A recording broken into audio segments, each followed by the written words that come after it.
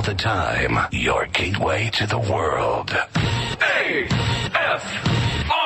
American Freedom Radio. Give it to them. Get real and heal. Listen to Christie on Soul Journeys Radio. All right. Good evening, everyone, and happy Tuesday. It is February 12, 2013. Hope you had a lovely day today, because we sure have an amazing show in store for you tonight with Shaman Avalon Sakti. Thank you so much for joining us here tonight. Soul Journeys Radio on AmericanFreedomRadio.com. We are going to be discussing, unveiling, teachings of deception. So we'll be, lots to talk about there, and this topic does seem timely.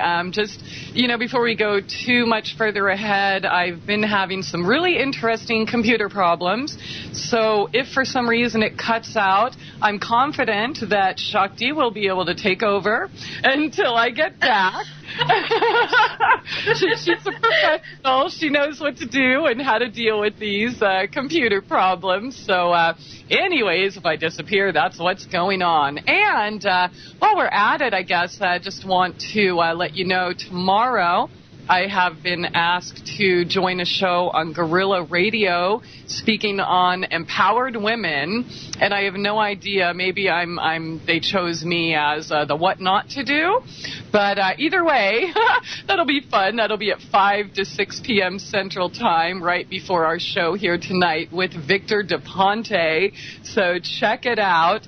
And some more good news. We have Soul Journeys Radio T-shirts available, finally. Yay! For sale. So I guess until we get that banner, go ahead and contact me if you are interested in supporting the show and through that method. So thanks again. If you all would like to join us for the text chat, that's over at souljourneysradio.com. Just click on listen and chat up in the top middle. And if you have any questions or comments, please feel free to give us a call at 218-339-8525. That's 218-339-8525. And Shakti's website is sacredserpent.net. She is a shaman and very adept. She can help you with soul retrieval or removing curses and, past lives, etc., as well as her online tuition and magic shop, and just incredibly informative articles about all sorts of different things we've been talking about here on the show: vampires, healing crises, which I don't know anything about that, and and so much more. So thanks again for joining us, and so good. Everything's working on your end too tonight, Shakti. Kind of scary. How you doing tonight? Hello, Christy. I'm good. Yeah, I've done some spiritual things to clear obstacles, so apparently it's working. All right. Fingers crossed. Knock on wood.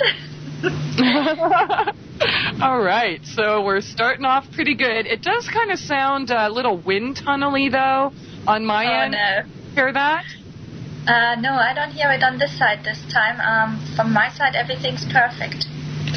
Okay. All right. Hopefully it's just me, and I'll check in the chat and make sure everyone can hear you okay. Either way, even with the wind tunnel, I can still hear you, and that's all that matters. So, all right, honey. So, we've decided that this is kind of a timely topic. There's lots of teachers out there, as you know, on the internet, or people claiming to be teachers, shamans, gurus, healers, etc. And sometimes it's hard to decipher, is this a true teaching? Is this a true teacher that can help me or not? So we're going to kind of talk about some of those red flags and things, and hopefully sharpen up our discernment skills. So let's kind of talk about Well, shoot. Where do we start here? There's so much to talk about. Yeah, it's really about the false teachers and about the teachings that they have, and how do you spot them, how do you recognize them. It can be extremely difficult, but there are some ways how you can find out these false teachers. One, of course, is by their teachings, and into those I'd like to go in the second part or a little bit later on. And then, of course, their behavior. Some sorts of behavior are so obvious that you don't need a PhD to figure out that something is wrong. Yeah. Some of the typical ones, for example, is that they always try, especially if it's male teachers, they very often try to get women into having sex with them or some kind of sexual interaction. Yes. I have heard that so often from clients of mine. Some of them have actually fallen for it and gone along with it. I couldn't believe it. Yeah. When they were told this was the only way to complete the healing, in quotation marks. Yeah. So this is one. Sex is often one. Another one is sometimes they having prices that are not just outrageous, they just not of this world, it seems.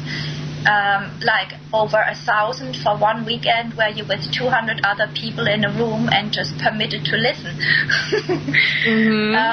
And so but you cannot always go by, if it's expensive, it's a false teacher, because you can also have situations where some of these false teachers actually are giving things away for free, not because they are so generous, but they are backed by the big guys who give them money for the co-intel work they do and for basically spiritually polluting us and leading us astray.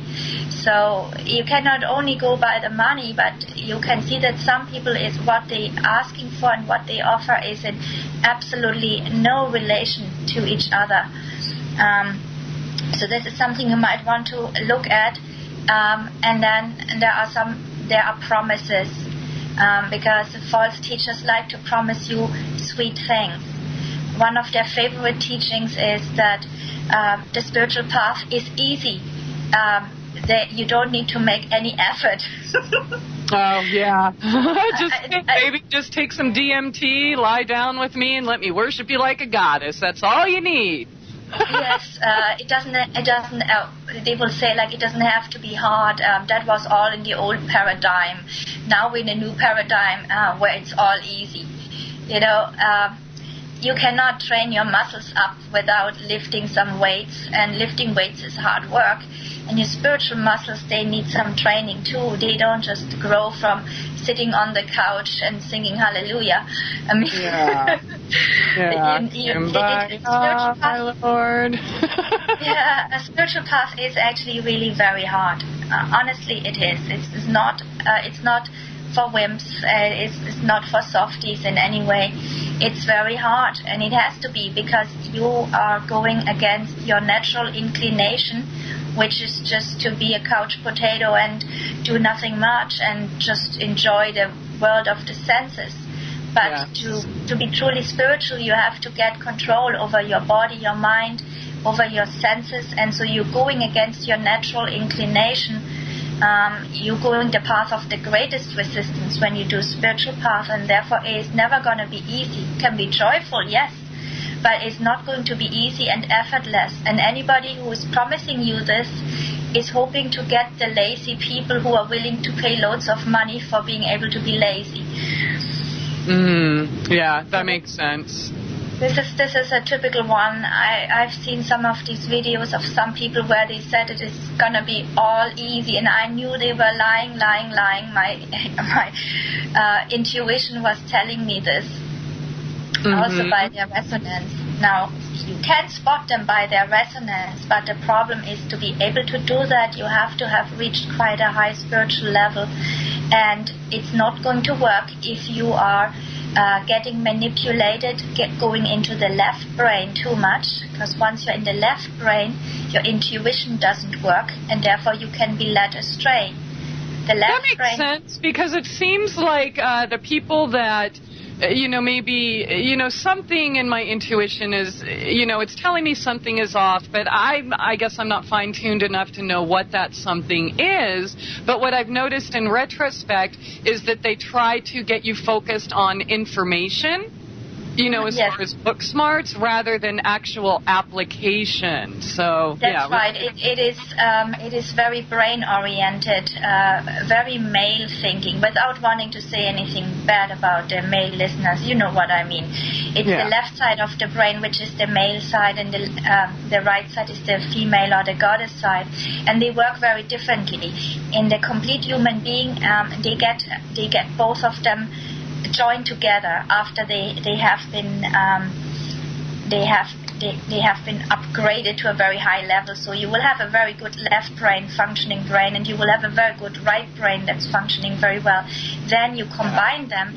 That's when you become almost like a superhuman being, if you can ever get there. But good point, because we need all of that. You're not saying, left brain is bad, stay away from information, or... No, the left brain has its purpose. Otherwise, why do you have one? You just have only the right one.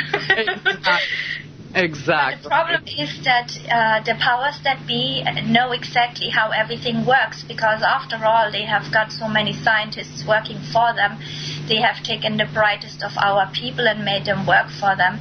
And so they are very clever. They know exactly how energy works, how the human mind works, psychology, and so on. And this is why they put us in schools where we're learning a left brain way of thinking, why we all have to write with the right hand, because if you write with your right hand, then you go into a left brain paradigm. And so the false teachers like to do that. They throw a lot of things at you that sound very intelligent and are sometimes also very intelligent. Yes. And you try to follow, and then sometimes you can't follow, and you think that that's because I'm dumber than the others, but I don't want them to know that, so I'm gonna nod and be impressed. And I've never done that. I think a lot of people have done that. It's quite a natural reaction, because people don't like to admit that maybe they're not so smart. But the truth is, people, it doesn't matter how high is your IQ. There are people, they have very high IQ, but they're absolutely evil. So the standard of who you are doesn't go only by your IQ. Anyway, so this is one of their favorite games, making it very left brain, as you said, a lot of information but no application. And spiritual path is about application. It's about arduous practice, very much so. Definitely. And then another way that how you can find out that they are false is that they are hypocrites. So they teach one thing, but that is not how they live. Yes. I've seen some really funny things. For example, a teacher of shamanism who told people that after the shamanic workshop in the evening, and we had another day to go the next day, they all had to go to the pub and get drunk, because he said that would really help them to ground the experience in their body. Wow. Okay, and then others were, I've seen teachers that were bringing marijuana along for the workshop and telling everybody to have sex with everybody. Yeah. And there was one female shaman who was pretending to be also Native American and sweet, and then we were driving somewhere from an outdoor venue, and she was going at the craziest high speed around the little country lanes, and when I told her, be careful, there could be some animals around the bend, she said, they die very quickly when you run them over. Oh my gosh, yeah. I've seen all of those, like kicking animals and, but then get on the show and, it's all about love and light. And, that's another thing, Shakti, is it seems to me the people that have to proclaim their greatness, hi, I'm a shaman, or hey, I'm a light worker, or I'm, and keep repeating those phrases are a real sure sign to me that, they're obviously not living it. You know, and those words are used to confuse us because we're so used to being distracted or being in the left brain mentality that we're like, well, why would they say these things if they weren't true? They must be honest and trustworthy like us. And, you know, really, it's like, you know, the people that tell you, you can trust me. Really?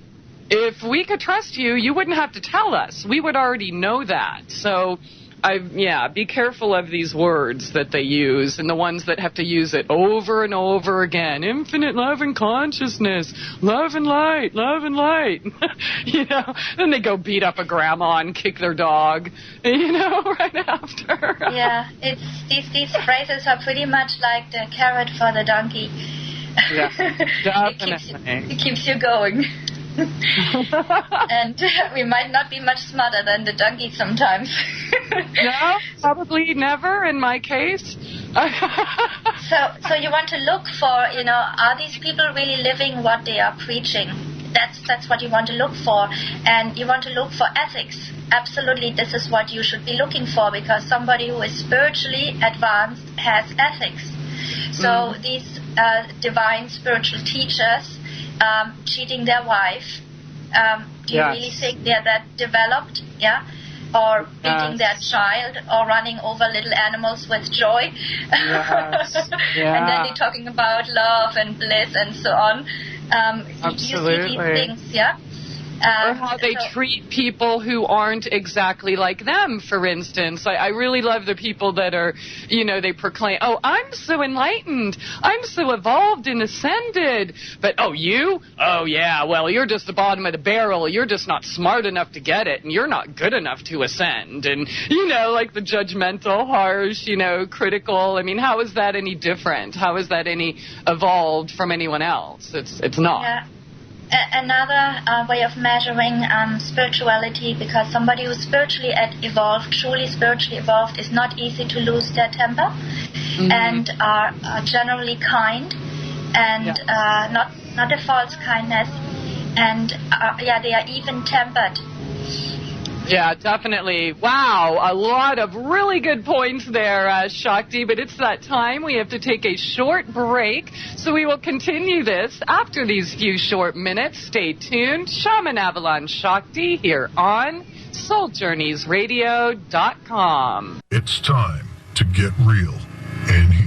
MyTrueEssence.net would like to tell you about Modifiland brown seaweed extract. It's composed of an elementally rich seaweed called laminaria. It takes 40 pounds of laminaria to make just 1 pound of Modifiland. There's nothing else like Modifiland. It is the richest in alginate, fucoidin, organic iodine, and lamarian. Alginates are the most effective organic element in nature that enable the body to rid itself of heavy metals, radioactive elements, and toxins. Fucoidin is an extremely effective anti-cancer substance found abundantly in brown seaweed. Organic iodine is the greatest protection for the thyroid offered by nature. Laminarin aids in the prevention and treatment of cardiovascular disease. Go to www.mytrueessence.net and click the Modifiland banner to get started on your path to rich health today. Also check out the Healing Shop for proven essential oils, medicinal teas, and even health coaching. It's time to get real and heal. Go to www.mytrueessence.net. Get real and heal. Listen to Christie on Soul Journeys Radio. No rules. No rules.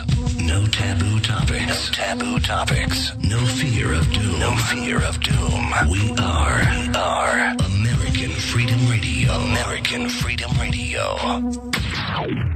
All right, welcome back, and we are done being logical for now because Shakti is going to teach us to use our left brain and our right brain together. Welcome back, and thanks for joining us here tonight. Soul Journeys Radio on AmericanFreedomRadio.com. We are unveiling teachings of deception here tonight with Shaman Avalon Sakti. Her website is sacredserpent.net. And God, you made so many really good points that last segment, Shakti, and I recognize every single one of them in my experiences. I know I'm silly sometimes and say, oh, I don't know anything about that, but yeah, I guess you can say I do. So let's get back to some of the red flags and some of the tricks and that false teachers will use. I mean, what do you think about this? The people that are, oh, I need you. You're going to save the world. You're my, let's say, Lady of Fire or something like that, and dangle the carrot, and you're the only one that can save the world. You're the chosen and so on. Yes, that is catering to ego, and it works because most people haven't matured their ego. Yeah. So if you push their ego button, there's an instant response. I tell you, that's a button that works as fast as lightning on most people. So you have to be very careful when you're speaking to a spiritual teacher. Then just see like how they are approaching you. The ones that want to sell you something, they will make it sound like it's easy. You are special. You're the chosen one is already so obvious that most people should know it, but it still works on some people. And so they're gonna try to make it that you're special and you can change the world, just you alone, basically, with help of nobody else. It's always ego, or they will say that you are the best one I've ever seen, and you have extremely great potential, and they say the same thing to everybody else, but everybody else is thinking that they got more potential than the others in the group. Yes, because they keep the group members separate. They're like, they do the group programming, but also the individual programming. And the individual programming, in my opinion, actually sets you against the other members. I think that's also intentional, so that they cannot exchange information openly, so that they don't sit together and say, hey, what do you think about the teacher? I saw him do this, or I didn't find it very good what he did there. Yeah. This is not going to happen because everybody wants to be the teacher's darling, and that's another one, how you recognize false teachers, because they encourage transference. Yes, and keep you mistrusting anyone else within those circles, so that their one individual, cult leader or false teacher or whatever, is the only one that you can communicate with. Yeah, so transference, anybody who studied a little bit of psychology knows that it's very negative if you're starting to have like a personal relationship with your doctor, psychologist, and the same with your spiritual teacher. I mean, there is between a real guru and his student, there is a very close-knit relationship, but that is different from creating a dependency, because a true guru, by the way, means dispeller of darkness is the correct translation. So dispeller of darkness means somebody who gets rid of the darkness of your ignorance and enlightens you by bringing the light in. That is the real job of a guru. That's the real meaning of the word. Nowadays we use the word guru in a very incorrect way, and it means like any weird guy who teaches you something fake.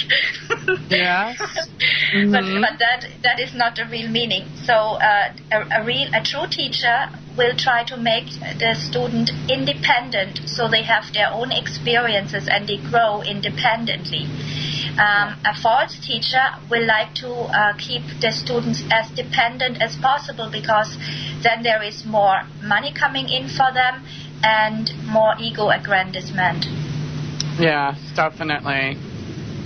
Okay, excellent. So, now, go ahead. And I wanted to say something more, as we were talking about the left brain. The reason why I brought that up is because you can discern who's real and who's not by resonance.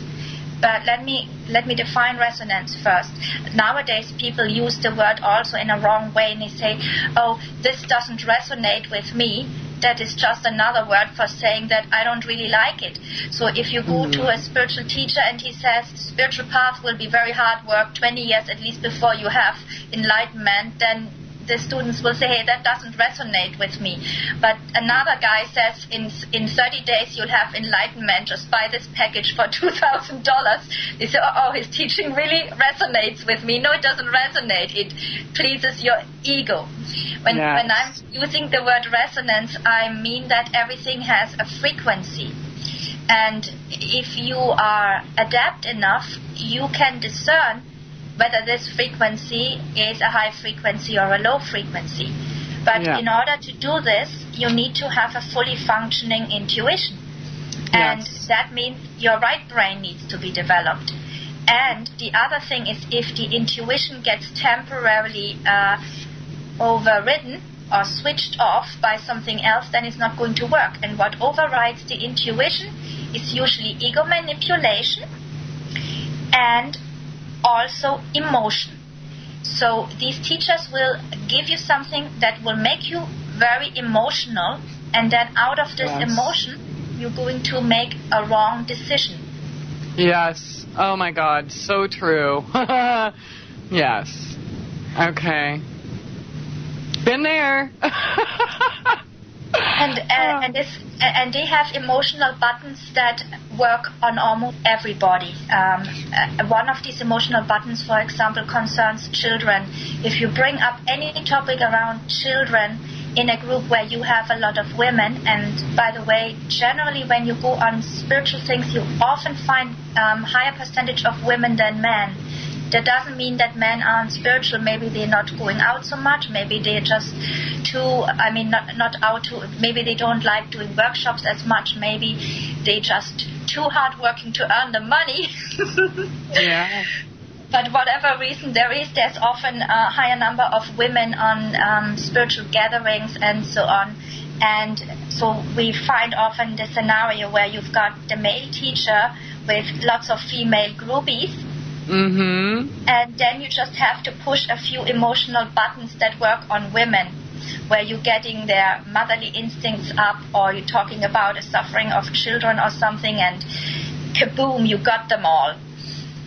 Or even slyly bring up, suffering within your own life, and then, play dumb, like, oh, I'm sorry, I didn't mean that, but how about this? So either way, you're being punched in the gut, and then you're just, when you're emotional like that, it's really hard to decipher, is this person good or bad, because you're already feeling, upset or whatever based on the emotional encounter that, of course, they had designed deceptively to confuse you. Yeah, and another thing they do is they love to talk about vulnerability. They will tell you got to be more vulnerable, and all the women will already squeezing the tears out and taking the handkerchief out of the pocket. Yeah. And then why do they tell you that you need to be more vulnerable? And they say, let's be open and share our emotions, because they want to know what's making you tick. And they take very cunning, clever note of it, not with a notepad, but in their mind, so that afterwards they can push your buttons and they can use the knowledge that they have learned. I have seen this happening on a workshop with a vampire shaman. That's why I wrote my article on vampires originally. Yeah, so they do that. You have to be more vulnerable, and then they listen to what makes you unhappy, what makes you upset, what you can't stand. And then they're going to use this, Anybody who's a warrior knows you never tell the enemy your weakness. And on these workshops, they want you to tell your weakness in front of a whole bunch of people that you don't know. You don't know what they will do later, whether they will try to blackmail you or whatever it is, Use it just to push your buttons, to control you. Yes. I have seen it also personally, that things that I said when I was vulnerable were turned around and used against me to try to destroy me and make me feel even worse when I was already at the edge of losing it, really. So I don't do that. I don't do that at all anymore. I keep my inner thoughts to myself. I share them with some very good friends, but not with anybody in public, and certainly not with dubious spiritual teachers. Exactly. So vulnerability is one of their great topics. Mm-hmm. And it's kind of the same thing. I mean, like, I'm thinking, they'd use it in church, they use it in AA meetings, they use it in, counselors, psychotherapists, etc., and they kind of create a dossier with those things. And, the energy is so high. I was remembering my mom used to take me to these cult-like church things that were like in convention centers and, not exactly... who were those big ones like Jim Baker? Not exactly that, but almost the same thing. And so one person starts sharing, and the energy, there obviously is a lot of love in there, but it only takes one person with nefarious intent. Maybe they're recording that all or taking notes or doing something else, and they'll not only use it against you, Shakti, but they create a whole news story and pretend that that's fact. So it's not even actually the facts that you shared that are used against you. It's, they create even more. Yeah, they can cut things together out of context and put one sentence here and one sentence there, and it becomes a completely different story. I've seen that happening also to friends of mine. It's unbelievable what's happening out there. So these are some of the things that the fake spiritual teachers do. And if you want to see a real one, always check out their ethics and their values, and if they're really living what they are preaching and how they are behaving, whether they are behaving in an ethical way. People who are intentionally hurting others aren't good people, and they're certainly not good spiritual teachers. Yeah. And another one, I know you brought up sex earlier, but, I've had a few personal experiences where people trying to recruit me into different, so-called spiritual groups. And, like one of them, which this was actually my first time hearing this type of pressure, was, the only way you can become spiritual and see into the other worlds and dimensions and experience magic is by having sex with me or letting me lick your pee-pee minimum 7 times in a row that leads to orgasm. So, yeah. No, true story. Those exact words and then some. So, yeah. I didn't think things like that were possible until I actually heard it and saw it with my own eyes. It's good that I always have a good amount of sarcasm that keeps me safe from that. Oh, gosh. I try to zone out and just try to not absorb everything, that they're saying in these situations. But the facts are, once you're there, you're still kind of hooked into them one way or another. So, we have to be careful. You're very right, Christie. And you see, it's not just what they're saying. While they're saying these words, which will pull some women in, there's probably some female sexual vampires too. I'm pretty sure there are. But I think the male-female scenario with the male false teacher and the female who's getting sexually exploited is probably more common. But while they're doing this, while they're talking and trying to get you to perform actions that you don't want, basically a rape with consent, is at the same time they are attaching to you energetically. They're actually making bridges between their chakras and yours and starting to suck your energy out of you. So they are vampires on an energetic level. And if your energy field is sensitive, then you begin to feel this. You might suddenly get nausea, you get very upset or very angry. That anger isn't just because they are having a lewd proposal, but because you feel that you're being violated right now, and you are. Yeah, definitely. Getting emotional, getting headaches, getting super tired, inability to think, which of course affects our discernment. But let's continue this after this short break. Stay tuned, everyone. Shaman Avalon Sakti here on SoulJourneysRadio.com. It's time to get real and heal. MyTrueEssence.net would like to tell you about Modifiland brown seaweed extract. It's composed of an elementally rich seaweed called laminaria. It takes 40 pounds of laminaria to make just 1 pound of Modifiland. There's nothing else like Modifiland. It is the richest in alginate, fucoidin, organic iodine, and lamarian. Alginates are the most effective organic element in nature that enable the body to rid itself of heavy metals, radioactive elements, and toxins. Fucoidin is an extremely effective anti-cancer substance found abundantly in brown seaweed. Organic iodine is the greatest protection for the thyroid offered by nature. Laminarin aids in the prevention and treatment of cardiovascular disease. Go to www.mytrueessence.net and click the Modifiland banner to get started on your path to rich enrich health today. Also, check out the Healing Shop for proven essential oils, medicinal teas, and even health coaching. It's time to get real and heal. Go to www.mytrueessence.net. Get real and heal. Listen to Christie on Soul Journeys Radio. Yo, what's up? Check this out. The voice of the revolution. American Freedom Radio. American Freedom Radio. All right, welcome back, and thanks again for joining us here tonight. Shaman Avalon Sakti joining us as we try to unveil teachings of deception and false gurus. And you're on fire, girl. All of this is so important and so true. I recognize very much of it. And I do just want to say, getting back to intuition and discernment and such, one thing I have learned, and boy, oh boy, have I learned this, is when your intuition is telling you something is off, don't worry about what that something is.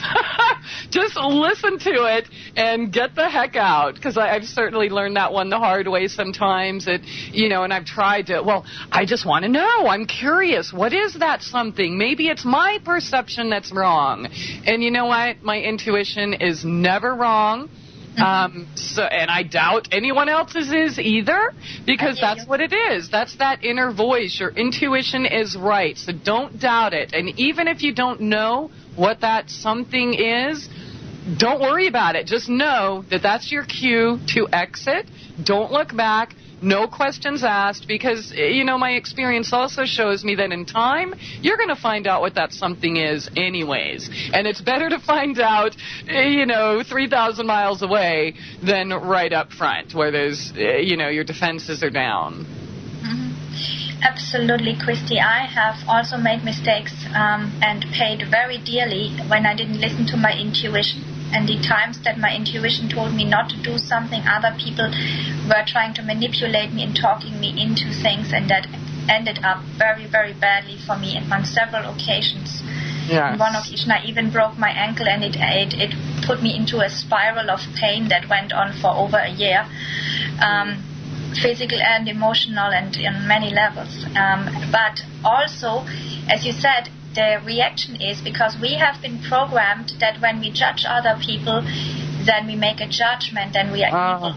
Yes. So when your intuition tells you that this is not a good guy or woman, whatever, and then you immediately start to criticize and actually judge yourself by thinking, oh, Christie, you're so evil and yes! Oh, my God, I totally do that. And I'm glad you brought that up, because that's definitely one of the false teachings we're going to have to get into tonight. But, yeah, I know that so well. Oh, Christie, don't be so judgmental. Maybe there's something wrong with you. Because, look, all these other millions of people think that he or she is fantastic. So, it must be your discernment, and you need to work on your judgment, dear Christie. And so then, not only that are you judging yourself, you're also feeling guilt, you're feeling shame, you're feeling worthless, which, the snowball effect.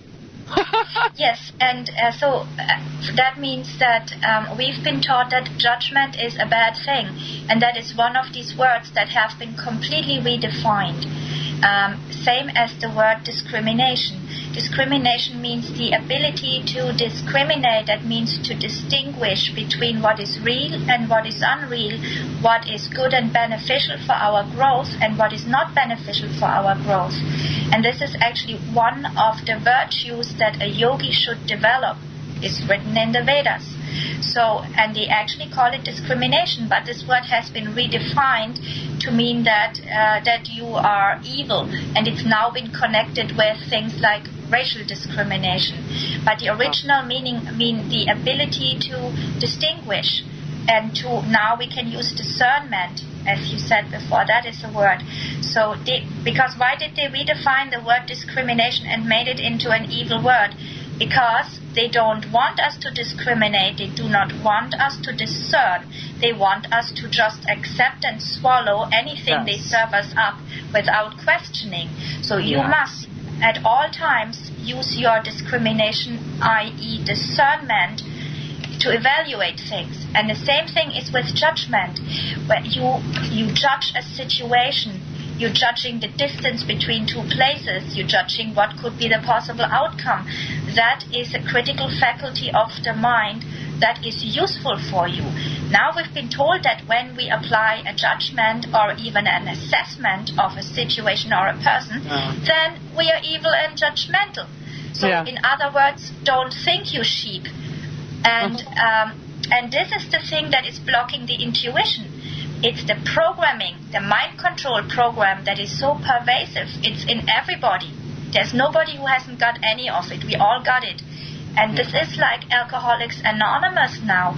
We have to first admit, yes, I'm an addict. Yes, I am mind controlled. Then we can start at looking, how far am I mind controlled and how do I undo this programming so that I can be truly free, that I can really grow spiritually and not be sidetracked on a dead-end track. Yes, definitely. Very good point. So, you also brought up, we were talking during the break, and it goes along with the whole judgment thing, too, is, a huge difference between judgment and discernment, or distinguishing the difference, of course. So you brought up one of the teachings is that they tell you that the definition of what a real demon is. So can you share that with us here? Yeah, that's actually in the Vedas, because the demons can be in a human body. So not everything that walks around out there and looks like a human being is actually a human being. That's right. How do you know that a person is actually a demon in human form? Very easy. The Vedas say there are 3 points how you can distinguish it, and that is they are always into 3 things, and that is power, sex, and intoxication. Yes. Definitely. Very well said.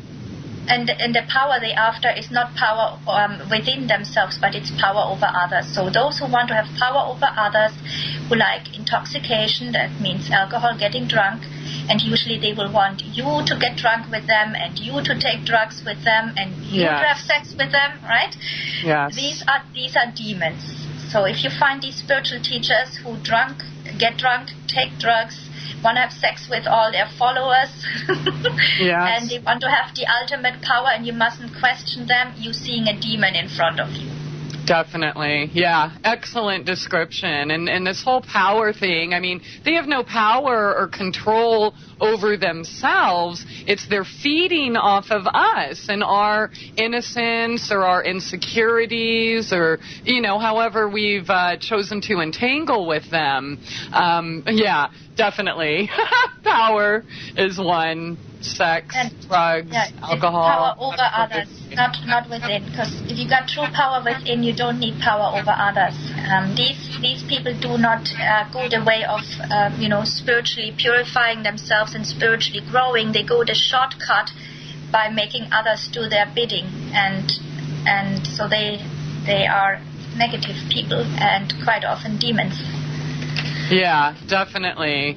And another one, I've noticed these ones with all the power and such, they're always asking for money. I need more money for God. I need more money for this service. I need more money to continue to teach other people. And, a lot of them are, living in big mansions with zoos and, pools and tennis courts and this and that. I mean, if you really were spiritually enlightened and such, wouldn't you be feeding hungry people with that? I mean, why the hoarding? That's exactly going back to being a hypocrite, as I said already, because if they were really following the teachings of Jesus, then they should have a noble life of poverty. Well, that's probably another misteaching as well, because then they make people like you or me or, Tobias or other people feel that, feel guilty that you shouldn't charge for your services, as if you don't need a roof, but they do, so I think that's probably can fit into the false teaching thing. Well, we're living at the moment in a material place where we cannot survive without money. So unless somebody is being fed and sheltered by an organization, then we all need to pay rent or mortgage, whatever, and we do need to put some food in our mouths, and if we're living in a cold place, we need heating. Exactly. So, yes. But hoarding and still begging for more money is just ridiculous. In an ideal world, we wouldn't have to charge. Unfortunately, we are not living in an ideal world yet. Yeah. And while we have a physical body and physical needs, we need to have those taken care of. And the interesting thing is that there are people who say that they are actually manipulators.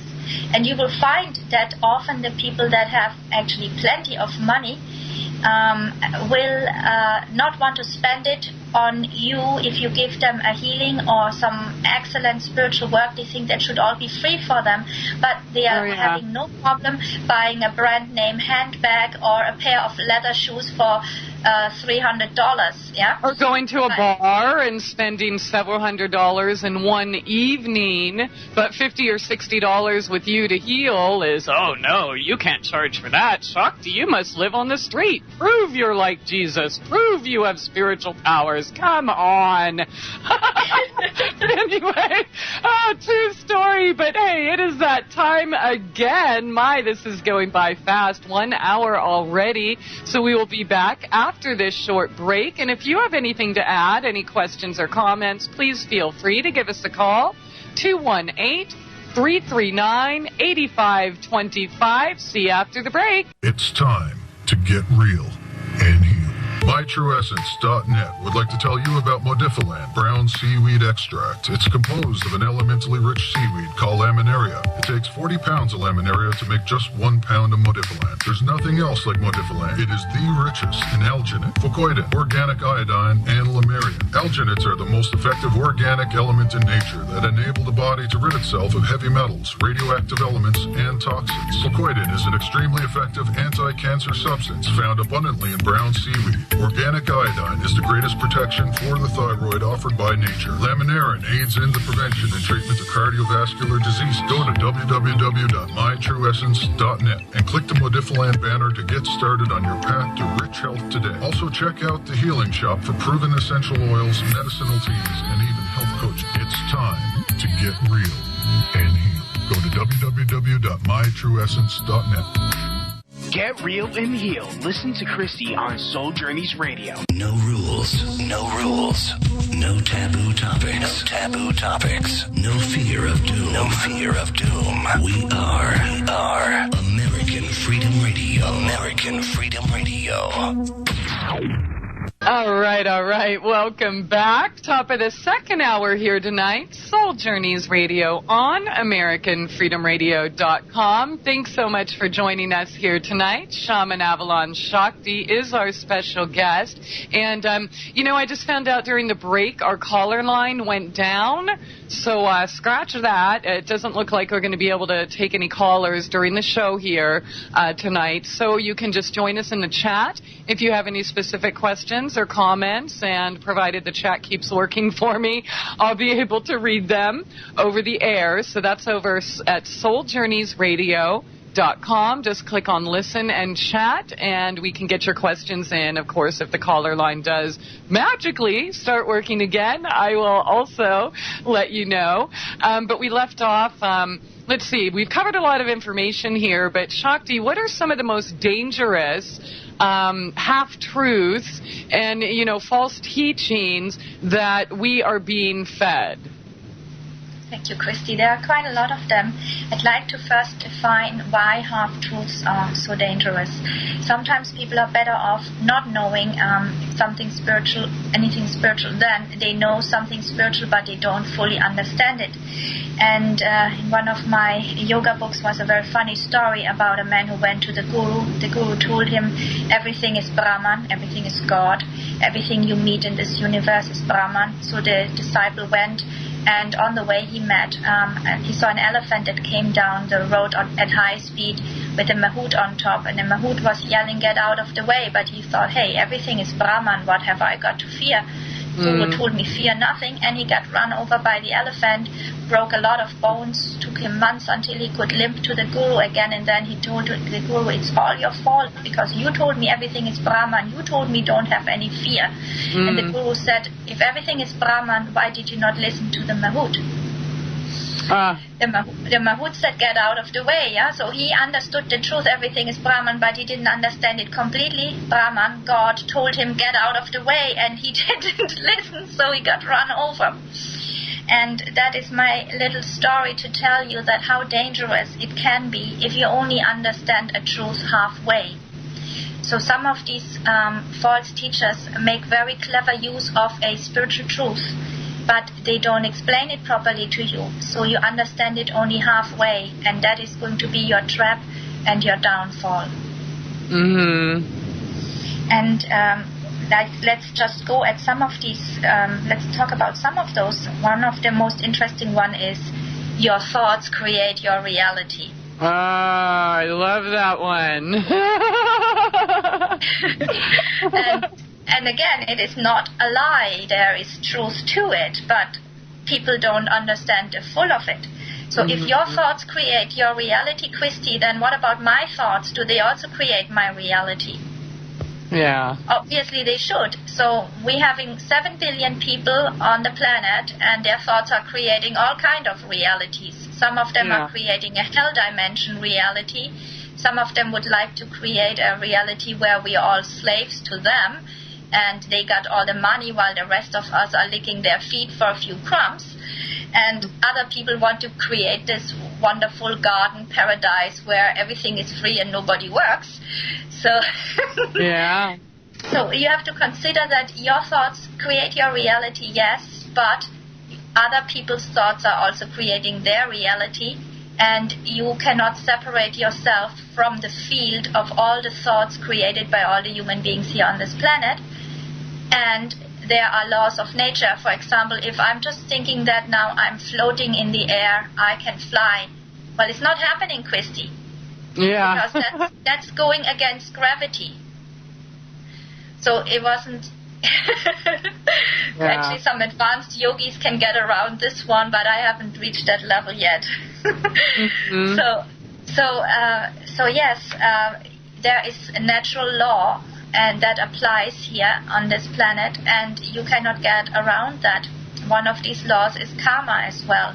So if you have karma that, for example, you have karma that you should be having a life of difficulties, then all your thoughts, positive thinking, can only give you moderate improvement. You will not get out of this completely.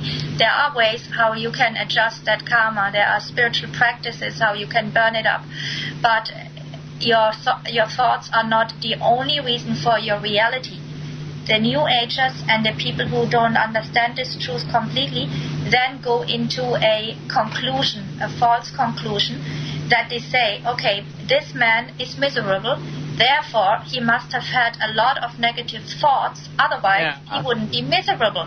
And then they are judging people, not in a good way, in a really bad way, because they feel that they are superior, because their life at the moment is a bit nicer. That means they think that their mind was purer and they had much better thought than the poor miserable man.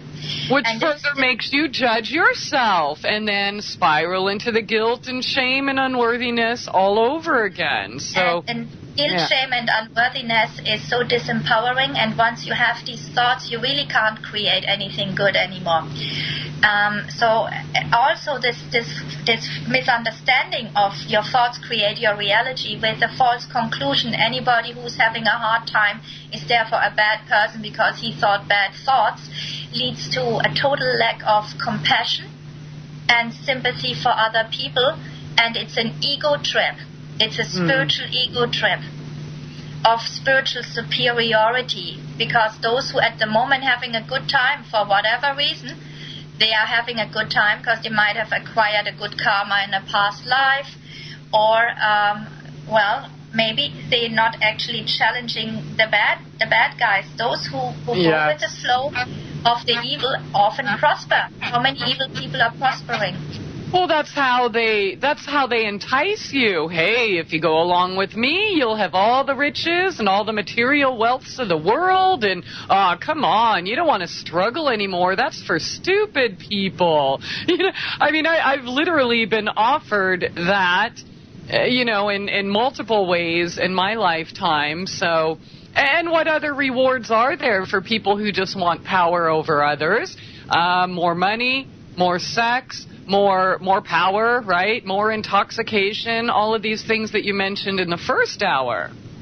Yeah, getting to subjugate others, some of them is a real trip as well.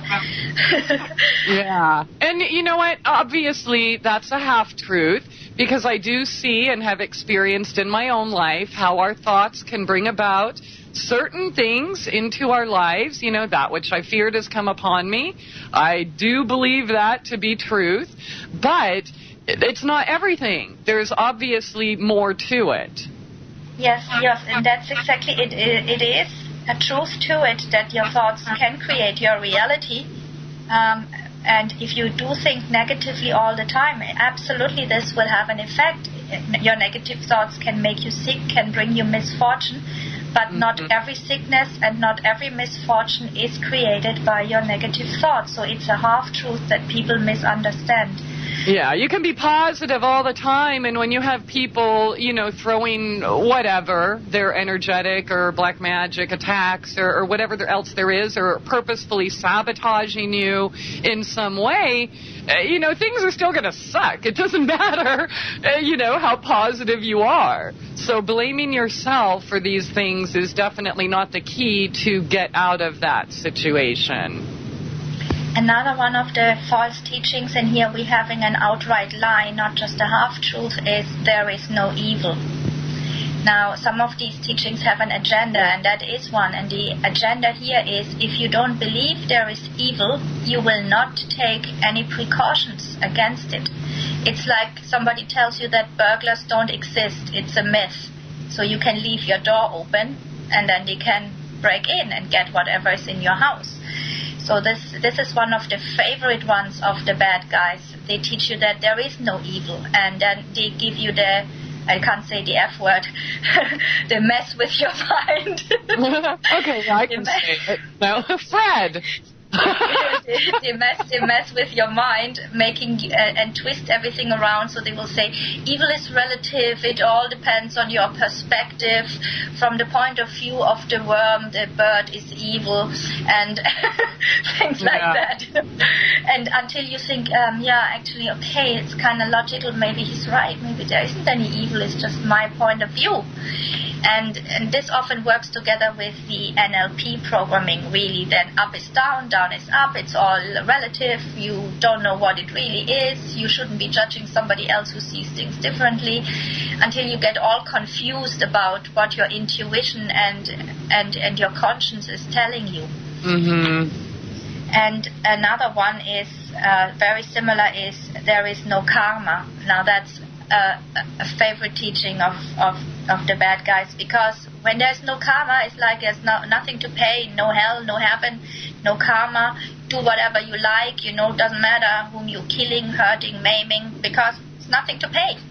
And that works very well with them. So they'd like to really get everybody to be agnostic, and at the same time pretend that you're very spiritual. I find that very funny. Mm-hmm. Yeah. Spirituality means that you are connected to the realm of spirit, which is pure consciousness, and that is the divine. It is divine by nature, even it is not necessarily God or goddess with 2 arms, 2 legs, and like a little man up there in the sky. But spirituality means that you are connected to something higher that is divine and good, and that doesn't work together if you don't believe that there is no evil and that there is no karma. That's actually completely against spiritual law. And if you want to read more and learn about these things, it would be very interesting for people to just get some of the Vedic scriptures and study them. These are the oldest scriptures on our planet, and they have the purest form of spiritual teaching that we have, because everything that came later was more and more polluted and altered. So whatever your religion is, these things are very interesting to read, even from a purely philosophical point of view. And they teach you how to make your mind into a sharp sword that can cut through all the lies and all the illusion, so that you can see the truth and experience it for yourself. Yeah. And so this is one, that there is no karma, there is no evil. They are very, very popular teachings. And then, of course, the demonic teachings of enlightenment through sex. That's, at the moment, it's all over the place, all over the internet, and you hear it everywhere. And there are some other ones which are very, very twisted to do with karmic contracts. I've actually seen somewhere that some people go so far now that they're even saying that if a child got raped by their own father, that she had a karmic contract with him to do that. And that wants to... We do hear that a lot. Oh, well, you chose to be raped, and you chose to be programmed and put in an underground base and abused and tortured and followed your whole life. And, oh, well, if you didn't consciously choose it, then, again, it's your negative thinking that brought it all about. So, oh, and by the way, it's not evil. It's fun. It feels good. It's lovey-dovey, lollipops and rainbows and unicorns. Yeah, then it comes to the explanations that, the soul wanted to experience that, Yes. But what is the real point is that the evil that has made its headquarters here wants us all to lose our compassion for others. So they're bringing this up, our natural reaction would be to be outraged. I mean, what would our ancestors have done if a child got raped? They would go and string the responsible one up on the next tree. I'm very much in favor of that, by the way. Yeah. But now we're so confused that it's gone to the point where the victim has become the accused, and the perpetrator is being pitied by people. So they will say, oh, the poor rapist, he probably had a really hard childhood. Maybe his mom was not nice to him. Maybe she didn't buy him all the toys he wanted. That's why he became like that. And everybody's pitying the guy. And the person who got abused, or a woman who got raped, they end up with saying that, well, she had it coming, that skirt was really short or something like that. Yeah, definitely. And so you see how actually the roles are turned around. Good is evil, evil is good. The innocent victim is now suddenly the bad guy, and blame the actual victim. Violent perpetrator is the poor guy to be pitied. Yeah, Victim of his hard childhood. Terry does it. Why shouldn't we, right? So this is, again, see where it's going. It is leading us to spiritual corruption, so that people lose compassion for those who are in misery and who are suffering, and that they start to think that violence, evil, sexual abuse is all okay. Everything goes, because probably they had a karmic contract. So be very, very careful when you hear people talk about enlightenment and telling you there is no evil, there is no karma, and those who had received, violence against them are people who were really bad and thinking negatively, or had karmic contracts to experience this. Yeah. Use your common sense, people. Really use your common sense. What would your ancestors have said to that? What would they say to you if you talk to them like that and told them this is your belief? Probably your great-great-great-great-great-grandfather would have slapped your face left and right for even voicing these things. Yeah, reals, definitely. So what is the full truth on that? I mean, do you want to get into that a little bit tonight? I don't think that we have a karmic contract to be raped, honestly. I think that is total nonsense.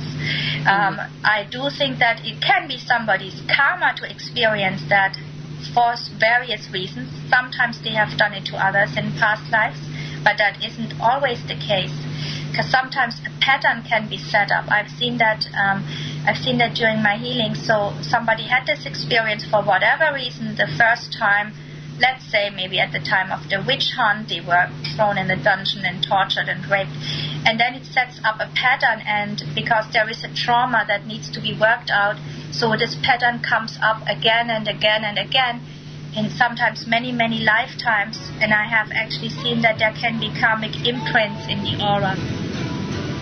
Okay, yeah, definitely. Let's talk more about that after this short break, though. Very good point, Shakti, again, but it is that time. Stay tuned, everyone. SoulJourneysRadio.com. It's time to get real and heal. MyTrueEssence.net would like to tell you about Modifiland brown seaweed extract. It's composed of an elementally rich seaweed called laminaria. It takes 40 pounds of laminaria to make just 1 pound of Modifiland. There's nothing else like Modifiland. It is the richest in alginate, fucoidin, organic iodine, and lamarian. Alginates are the most effective organic element in nature that enable the body to rid itself of heavy metals, radioactive elements, and toxins. Fucoidin is an extremely effective anti-cancer substance found abundantly in brown seaweed. Organic iodine is the greatest protection for the thyroid offered by nature. Laminarin aids in the prevention and treatment of cardiovascular disease. Go to www.mytrueessence.net and click the Modifiland banner to get started on your path to rich health today. Also check out the Healing Shop for proven essential oils, medicinal teas, and even health coaching. It's time to get real and heal. Go to www.mytrueessence.net. Get real and heal. Listen to Christie on Soul Journeys Radio. Welcome to the world's meeting place.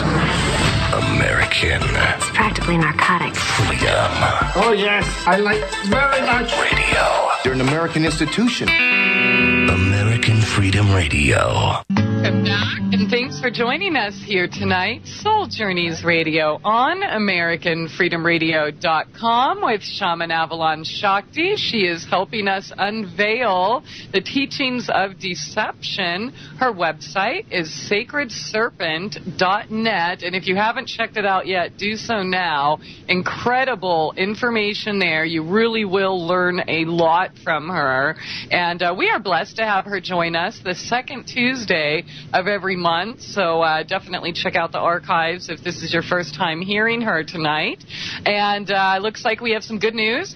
The caller line magically repaired itself, so it is open to callers. Thanks for that, Shakti. I think she did it.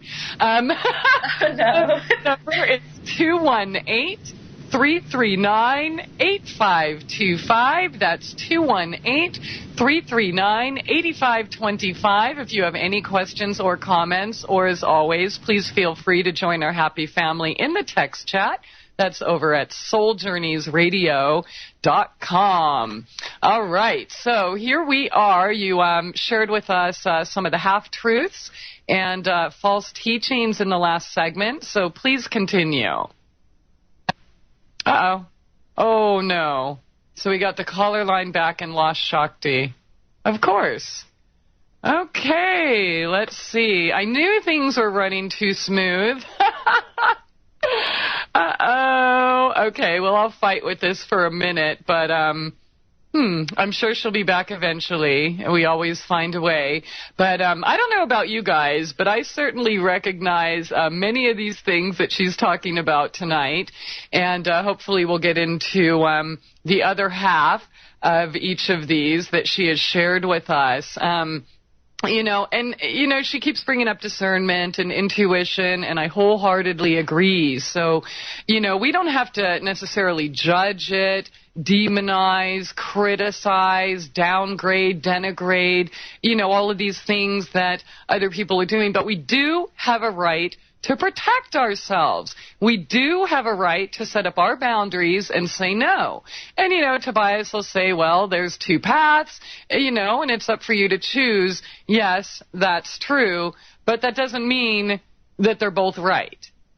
And that doesn't mean that they're both pure. So, anyways, let's check what's going on here. It looks, we lost her. Okay, let me, oh, goodness. I'm going to see if we can... Okay, you're green. All right. Okay, sorry. Let me fidget here. Okay. All right. So anyways, in the meantime, she's talked about several things tonight. The half-truths of, oh, it's all your fault, and you must have chosen it. You love to get raped, and you love to get tortured, and, you know, if you don't love it, it's your fault because you're just not loving them enough. Because if you did love them, then they wouldn't want to do this to you. It's all that darkness inside of you. And I totally agree. You know, that's one of the half-truths that I have tried to live by, along with the non-judgment thing, which I try not to judge. Discernment, I think, is a better word to use there because there is a difference. But, you know, all of these traps have kind of got me doubting myself and thinking how worthless I am, and, you know, why can't I just get that, and why can't I see that, why can't I, you know, what's wrong with me, why are all these people doing great, and, you know, all of these things that we go through are completely necessary on our path, okay, for our growth. And if, you know, I kind of make fun of myself quite a bit and say, oh, I made another mistake, you know, I did it again.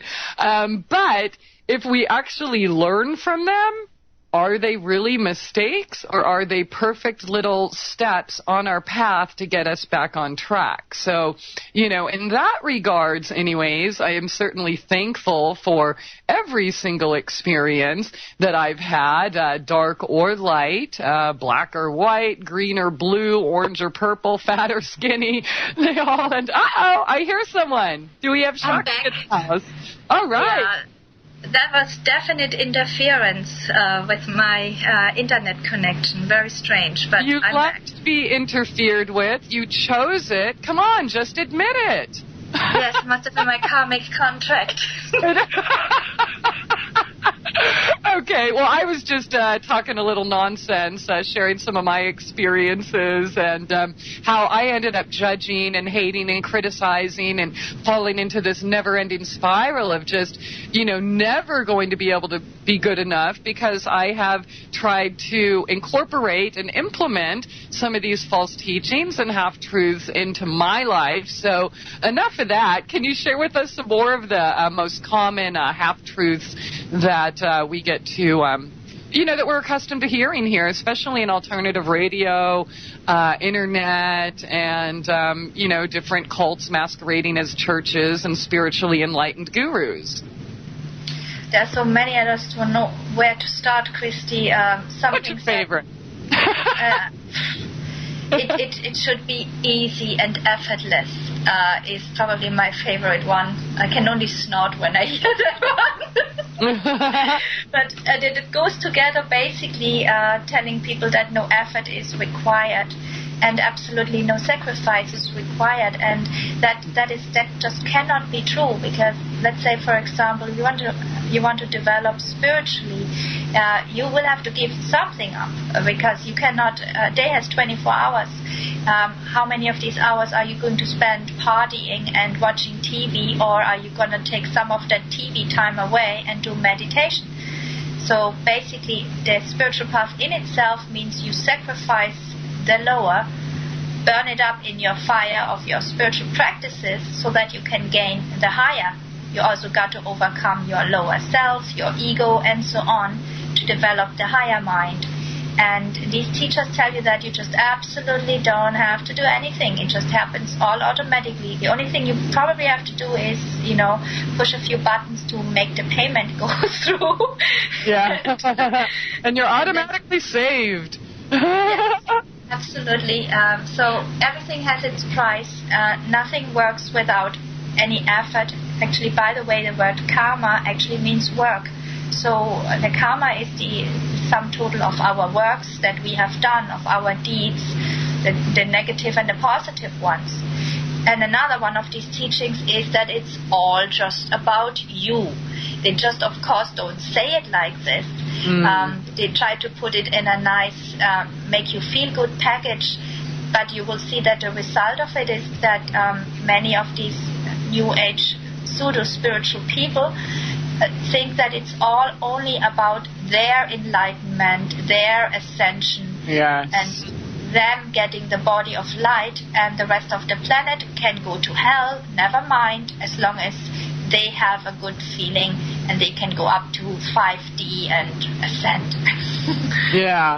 So there has to be a balance, there has to be always a balance. It is not only serving others and doing nothing for yourself, but it should also not be only doing everything for yourself and not giving anything back to humanity, your soul group, the other people on this planet, the animals, nature, Mother Earth. There has to be a giving and a taking. But these people want to just normally take and not pay is also very common. And then they don't want to do anything for others. But real spirituality is actually based also on service, because as you're helping others, you're also helping yourself. And on one hand, they're going into the we are one. That's probably one of the ones that is annoying me the most at the moment. And that is it is a half-truth, okay? There is truth to it, but it is not fully understood. Because, yes, there is only one consciousness. That one consciousness comprises the whole universe, probably the multiverse. And that one consciousness, that means everything within that one consciousness is one. It's not just you and another human being are one. Then you are also one with that cockroach in your kitchen. So, but you have no problem exterminating that. So that you have to put this we are one thing in perspective. Put it in perspective, honey, because I have a really hard time with that. I mean, it sounds all beautiful and wonderful on the surface, and, maybe we're part of one machine, so to speak, or one universe, but I'm sorry, I have nothing in common with people who, are there looking for power, trying to have control over others, sucking people's energy, raping children, beating, all of these things. How can we explain that? How can we put it into perspective? Yeah, that means that think of this reality as a garden, okay? Even though it is a cohesive one thing, that beautiful garden. In this garden, you got useful plants, your vegetables, you got beautiful things like flowers, and you got weeds. And some of these weeds are starting to choke off all your flowers and your vegetables. At that point, even though these are also plants, you'll have to make a decision. Either you allow the destruction of that which you love, or you cut down the thing that's choking the life out of the other thing. And this is pretty much... This is pretty much what we need to learn to understand. And if you want to understand that on a deeper level, I suggest you read the Mahabharata and the Bhagavad Gita, where there was the big battle at the end of the age, which we are going to face soon again. And Arjuna doesn't want to fight because he doesn't want to kill the other people that he knows some of them are actually good people on the bad side. And then he gets the wisdom teaching, so he has to have a higher understanding. Our understanding doesn't comprise the whole of reality. So we cannot allow our reality to be destroyed and every innocent child on the planet to suffer, all the animals to suffer, Mother Nature to suffer, because we are having a lovey-dovey feeling of you are one with the perpetrators who are destroying everything. And yes, on some level, all consciousness is one, but that's not only human beings. That would also comprise the divine beings, every animal on the planet, every single plant, that tree that was cut down so that you got a bookshelf. You were one with that also, and and also the demons. The demons are also created by the Creator, so they're also part of the one consciousness. But are you gonna let them in your living room? Would you be hugging them and having close intercourse with them? I doubt it. So you have to start to think about we are one consciousness. We have free will.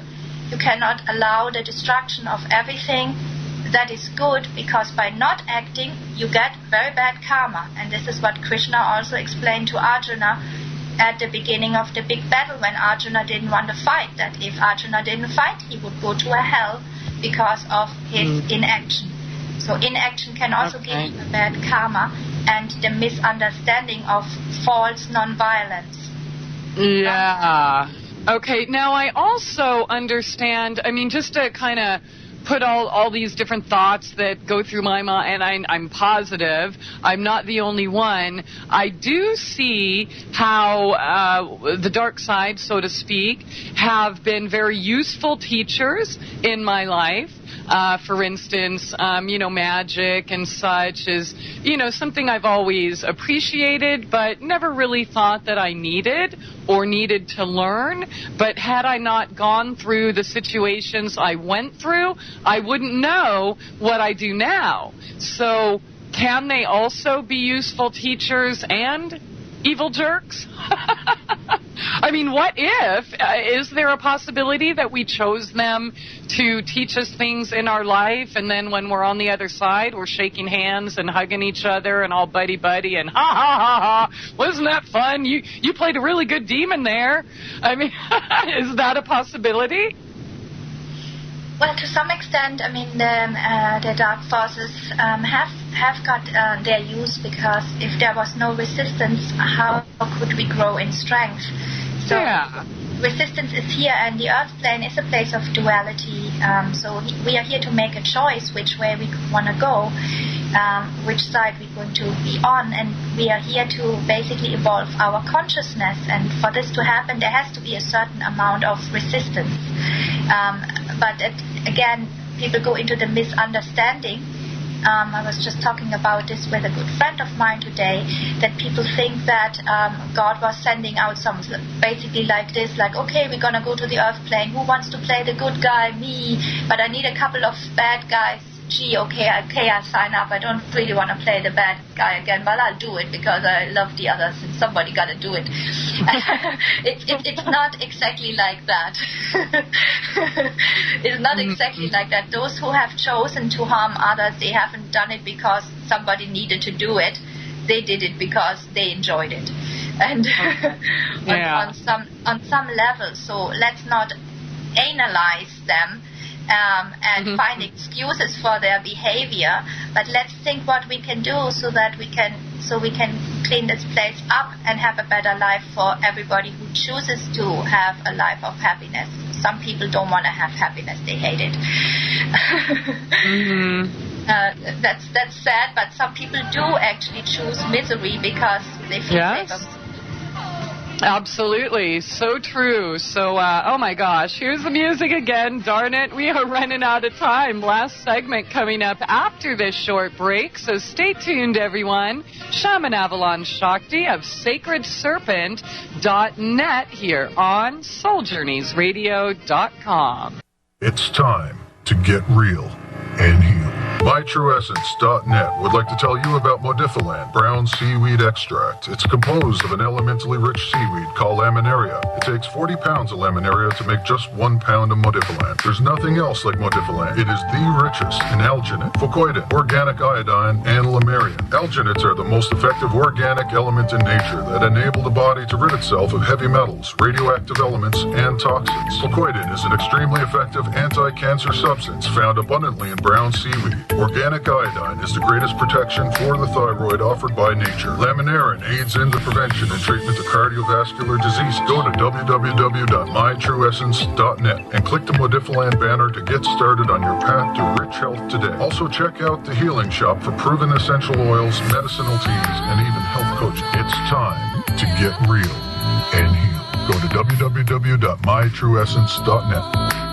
Get real and heal. Listen to Christie on Soul Journeys Radio. Welcome to the world's meeting place. American. It's practically narcotics. Freedom.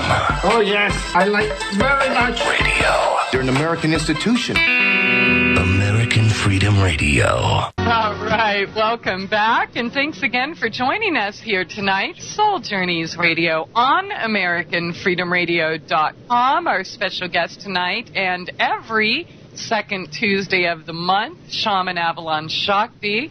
Her website is sacredserpent.net, and man, have you done a fabulous job getting out, unveiling some of these false teachings, deceptions, teachers, etc. So let's, where do you want to, where would you like to spend our time in the last segment here, Shakti? Well, if you had a call, that would be nice, but let me just finish up on the We Are One thing, because We Are One is the slogan of the Borg. Yes. It's the hive mind that the powers that be want to create, where there's absolutely no more individual or development of the individual. It's the death of the soul. So here it goes into the opposite. And the reason why the We Are One is so interesting for people is because we remember the unity consciousness that you do get when you have self-realization, where you experience a oneness with everything. I have experienced this, and it is absolutely wonderful. But part of us knows that there is such a thing, but then we're confusing it with the fake We Are One that we are being told, which is spiritual half-truth. And another one that I wanted to mention is we're going into a golden age. No need to do anything. Just sit back and enjoy. Oh, yeah. Jesus is going to be landing on a spaceship. And, December 12th is coming around, or 21st, 2012. And you don't have to do anything because the universe is going to wave a magic wand and you're automatically going to be enlightened. And if you weren't enlightened, well, it's your fault. It's your negative thinking and you're keeping the rest of us down. It's probably just you and me who completely ruined the ascension for everybody else. Yeah, definitely. Hey, I 9/11. Okay, now if you want to know more about the golden age and so on, and just do some study on the Vedic scriptures, because we are now in the Kali Yuga, the age of evil. We are 5,100 years into it, and before the golden age comes, the Kali Yuga has to end, and it's going a 420,000 or over 400,000 more years to go. So if we're waiting for things to get better, then we will be dust and ashes, and all our descendants as well, before the golden age comes. So if we want to make a difference on this planet now, we better not wait for it to happen, but do something. Exactly. Do it now. Don't wait for anyone else to do it. I mean, that's another thing. A lot of people are like, well, I want to do this or I should do that, but, I can't do it alone. I got to wait till everyone else wants to do it too. All my neighbors or all my constituents or all my, whatever the excuse is. It's absolutely, ridiculous. You can stand up. You don't have to be part of the herd, part of the Borg, part of the crowd. I mean, look at what the crowd's gotten us so far. The masses are asses. True story. It's not just, something funny that you hear on late night TV. It's an actual reality. And that whole, the We Are One thing, it sounds, once again, good and happy and warm and fuzzy and all of these wonderful things.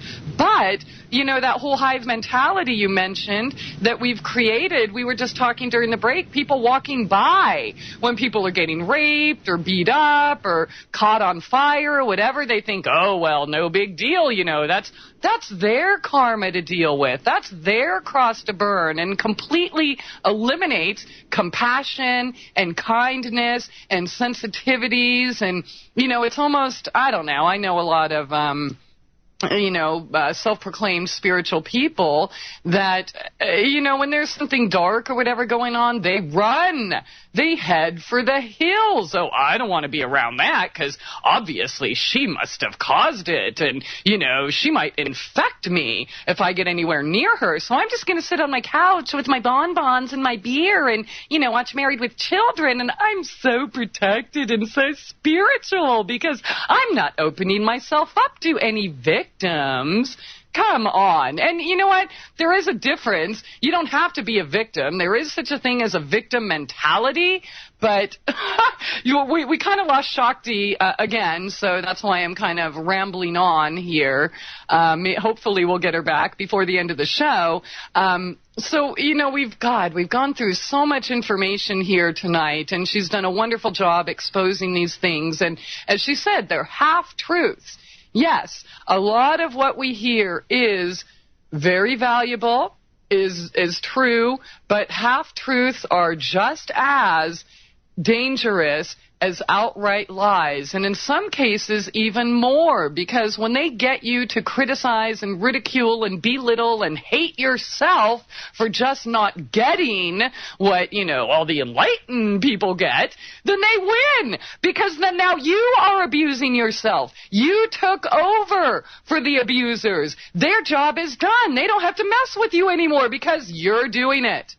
You took over for them by believing these things and accepting these things. And you know what? Hey, been there, done that. I've tried on every possible belief. Oh, are you here? Okay, Shakti's back. I've definitely tried on every possible belief because that's something that I need. I just want to do to test out myself and, see how, how true or real my beliefs really are. And, more often than not, my beliefs were wrong. What about you? Can you challenge your beliefs? Are you safe enough and know yourself enough to where somebody posing another belief can they express theirs without getting beat up? Can you actually question yourself? Oh, shoot. It looks like it won't let her call in. Adam, can you get her back on, please? Okay, here we go. We're working on it. Oi, let me see. Oh, and my mouse is dead, so there's nothing I can do here either. Excellent. I must have caused that. It's my karmic contract because I was such a jerk in a past life. I was going to be cut off the internet. We have you. All right. Yes, I'm here. All right, honey bunny. I was just ranting. So please continue with a little more sense than I'm able to provide. What have I missed out, Christie? Where have you been so far? I have no idea. Okay, I think I've been stepping on some toes tonight. So. About the false beliefs and, can we question our beliefs and how do we really, how hard do we want to hold on to them? Is there room for something else? And how, when we take in these false beliefs and these teachings, that we actually take over for the abuser or for the controller because we're then abusing ourselves and they don't need to do it anymore. So if you take part in an evil or condone it, then you're getting part of the karma. Definitely. So people should really be thinking about this. And also, go ahead. If you think from a victim's point of view, just imagine for a moment if some horrific crime happened to you. And don't think it's going to happen immediately if you think of it only once. We're not manifesting that fast. And then after the terrible thing has happened to you, you find that all your friends, family, and everybody around you condemns you and blames you for it. How would they do? And that's the thing. It's like we were talking during the break and how people would actually get mad at me for stepping in, for instance, even my own mother. Oh, Christie, don't expose the sex trafficking rings. You're messing with the big guys. Just let all the little girls get trafficked and raped. Excuse me? Yeah, I paid my price. Yes, I've been completely slandered and demonized and all these wonderful comedic videos and blogs and stories and stuff written about me and, things like that. So yes, materially, maybe I've paid the price, but you know what? I can live with myself. I mean, I've had people, like, literally getting their heads bashed in, getting killed, and, oh, you can't step in, you can't do anything, or people on fire. Don't stop, don't do anything, put your blinders on, keep walking on, that's their deal. They must have something to work out. So, don't get your hands dirty. That's ridiculous. Screw that. It's not working. And good question, Shakti.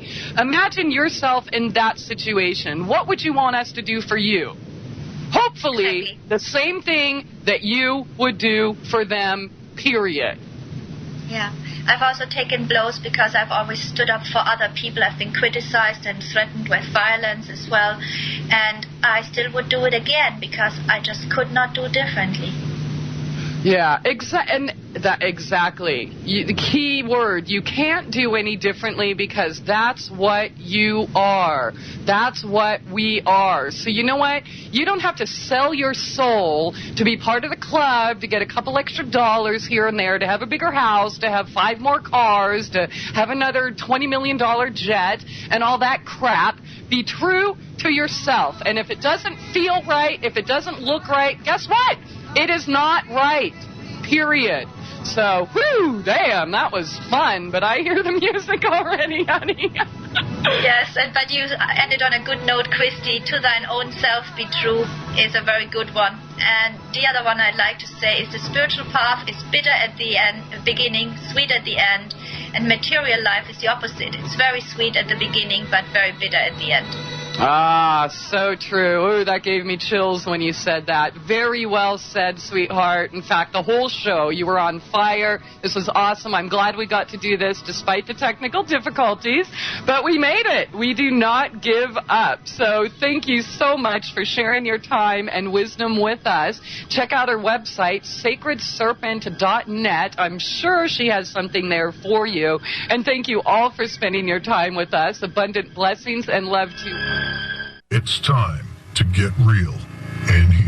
MyTrueEssence.net would like to tell you about Modifiland brown seaweed extract. It's composed of an elementally rich seaweed called laminaria. It takes 40 pounds of laminaria to make just 1 pound of Modifiland. There's nothing else like Modifiland. It is the richest in alginate, fucoidin, organic iodine, and lamarian. Alginates are the most effective organic element in nature that enable the body to rid itself of heavy metals, radioactive elements, and toxins. Fucoidin is an extremely effective anti-cancer substance found abundantly in brown seaweed. Organic iodine is the greatest protection for the thyroid offered by nature. Laminarin aids in the prevention and treatment of cardiovascular disease. Go to www.mytrueessence.net and click the Modifiland banner to get started on your path to rich health today. Also check out the Healing Shop for proven essential oils, medicinal teas, and even health coaching. It's time to get real and heal. Go to www.mytrueessence.net.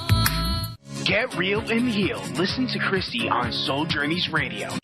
You're listening to the future of talk. American Freedom Radio.